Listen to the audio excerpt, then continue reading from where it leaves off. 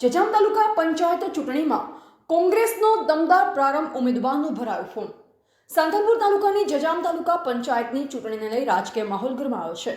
કોંગ્રેસ પક્ષ તરફથી ઉમેદવાર તરીકે ધર્મપાલસિંહ જોરુભા સોઢાએ આજે વરાહી તાલુકા વિકાસ અધિકારી કચેરીએ પહોંચી પોતાનું ઉમેદવારી ફોર્મ રજૂ કર્યું। ફોર્મ ભરવાની પ્રક્રિયા દરમિયાન મોટી સંખ્યામાં કાર્યકરો અને સમર્થકો હાજર રહ્યા। જજામ, વણોસરી, કિલાણા અને કેસરગઢ ગામોના લોકો ઉત્સાહપૂર્વક ઉપસ્થિત રહી ઉમેદવારને શુભેચ્છા પાઠવી।